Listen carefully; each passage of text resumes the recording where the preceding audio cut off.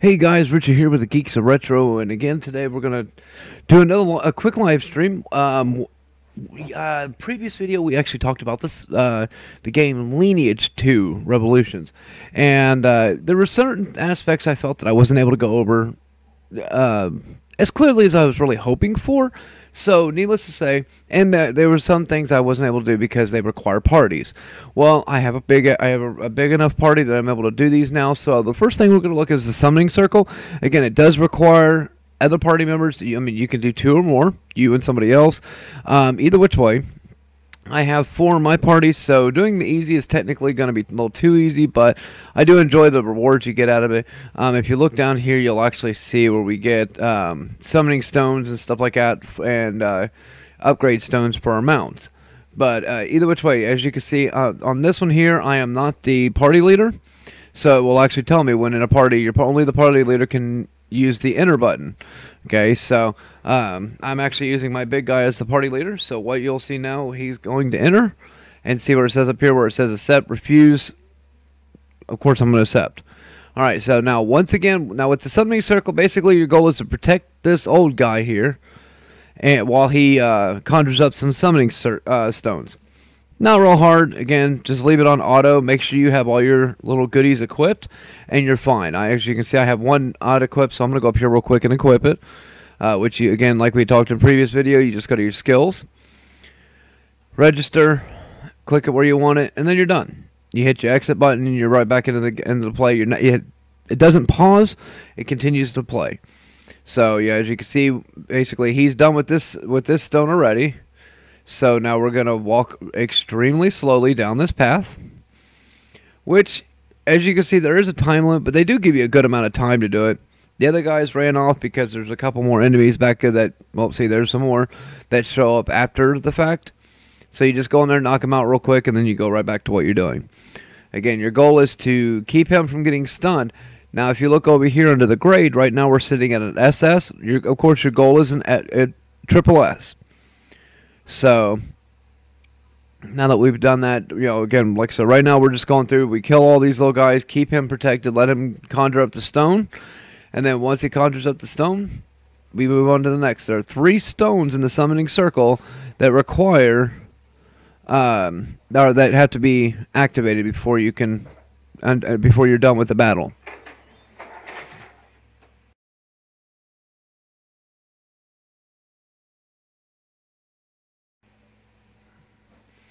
Alright, so now we're slowly trotting off to the third one, which you'll see the guys here, they'll take off. Oh, there they go. And of course, I'm the only one that's still trotting behind them. Oh, there I am. So yeah, like I said, it's pretty easy. Again, if you want to manually do this, which you can, but you don't have to. That's one convenient thing about this game is you can set it on auto and let it go, do its thing, and then just come back and pick up the pieces when you're done. So, not that hard to do. And then, again, down here, of course, you still have your world chat so you can see what other people are talking about, things like that. So now, once all the enemies are defeated, and he's done with his summoning stone, or his final summons, you will actually go down to the exit, and then you're done. Now, the one thing you can watch over here is whenever you're in a party, you'll see that there are 3 other people in the party aside from myself. Of course, my health bar is up here at the top left. Right below that, it's going to show all the other members in the party, and it's going to show their health bars. So that way, if you see one of them kind of dying off, you can try and go over and help them if need be. Like if you guys are out grinding or something like that, and you happen to be there and able to see it. Sometimes you're not able to get to it in time. But there you go. There's all my bonuses. I get 6 mount pieces. I get 3 summoning stone pieces. And then I get an upgrade stone. So, and then the reason why you've seen the numbers drop down is because anytime you're in a party, you actually acquire a party boost, as you would say. It's a buff where everybody in the party gets that little added incentive. So now that we've all done that, now we're going to go back over here to the left. We're going to use this back button so it only takes us back 1 time. Now we're going to go right here. Where is it? The Temple Guardian. It's the one we're going into next. Now, the Temple Guardian, again, is just like the Summoning Circle. It does require a party. So that's the reason why we're going to go ahead and knock these out as well. Now, as you can see up at top, we're just waiting for everybody to join in. Again, only the party leader can open up the circle. Now, the key to this one here is you got to protect this centerpiece. Your bosses and enemies will come right through here, out down each one of these 4 ramps. Now, the only downfall with that is that, I mean, when you're low level, it's kind of hard to do. It's hard to keep up. And it looks like there's a lot, but there, if you're strong enough, you won't have any issue. There are, which I will show you here in a second, if you run down one of these little quick pathways and you run up each corner, it's going to have a summoning stone. That's where your monsters come out of. Oh, got a clan member talking to us. So if you're a lower level, it's not really a bad idea to keep your guys around those stones, because then you're knocking out the enemies faster, and it makes it a little bit harder for them to get down there and mess up your stone, therefore increasing your grade. Now, another thing to look into is in the center of all these, which I'm going to go around these guys real quick. See this little circle? Just like I showed you previously, this circle here creates a buff. With that buff, the whole party gets it. Not just you, but everybody. And that's another bonus to this. So, see, as you can see, I've got it on auto, so he's going to keep doing what he's doing. I can answer this clan. Now, what I'll do, see, now the only thing I hate about the chat system in this, it is you're extremely limited on how many words you can say. So, let's see. Doing daily quest.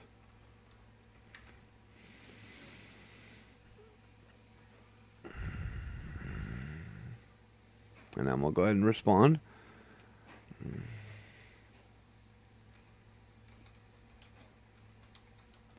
You here. Make sure to stay active. And if I could spell today. And donate daily.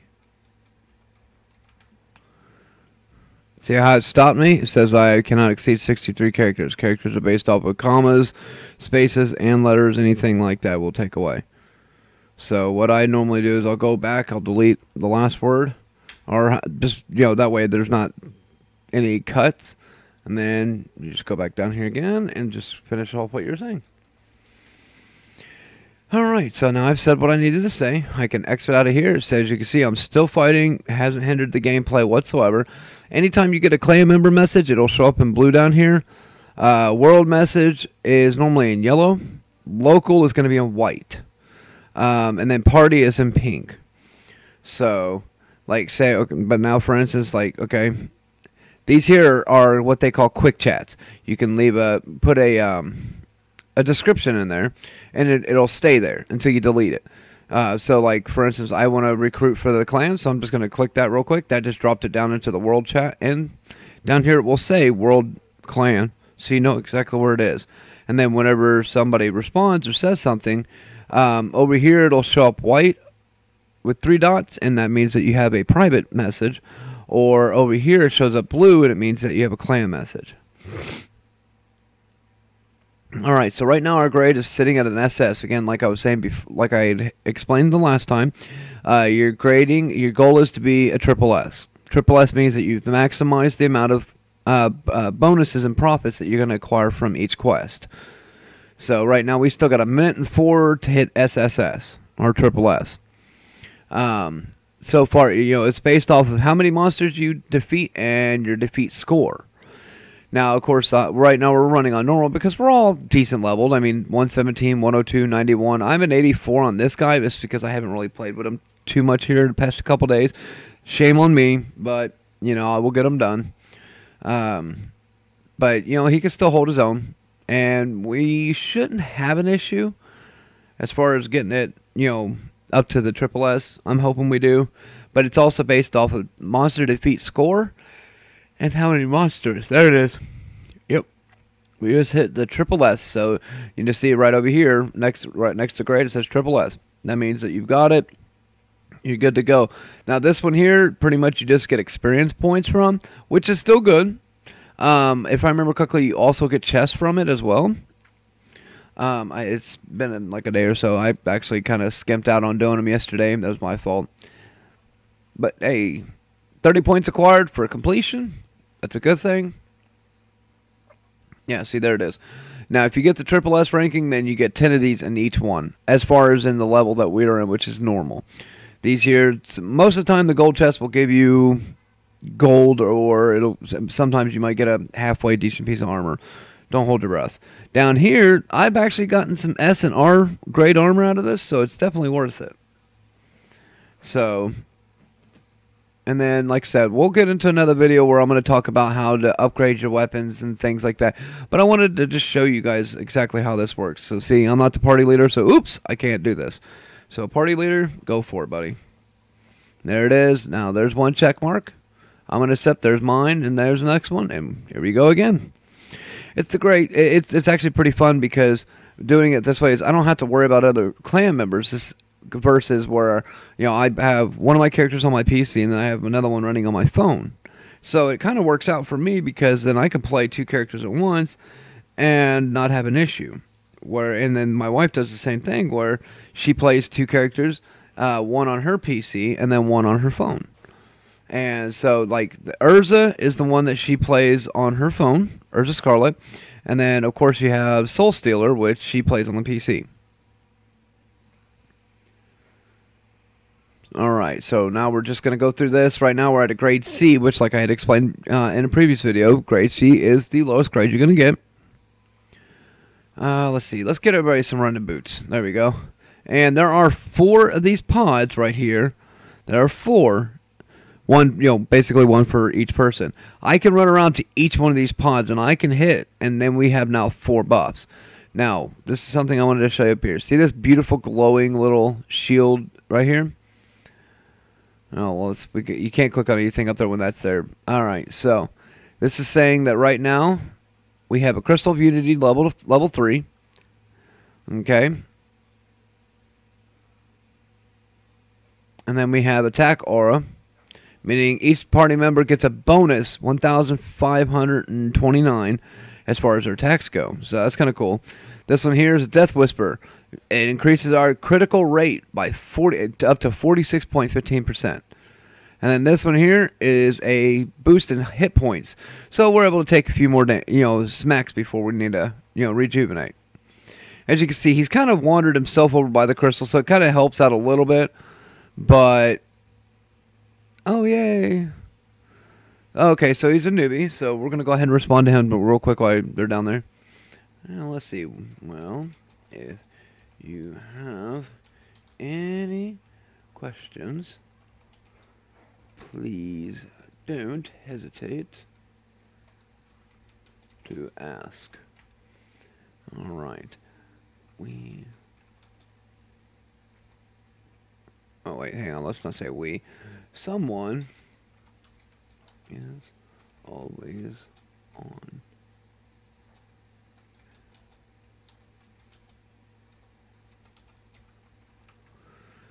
All right. So it just says here, thank you, I'm good. RL friends, real life friends with Kira. I just started playing 2 days ago. Yay. 2 days ago and level 31 isn't really that impressive.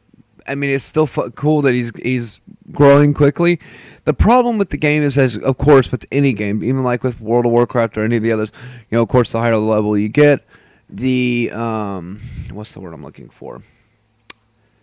The harder it is to gain experience, because of course you got to get more experience and more experience and more experience. So something where I could go and hit something, get 2,000 experience and level myself up in a real early level, you can't do that now because of course your experience level goes up by how much you have to get for each level to gain.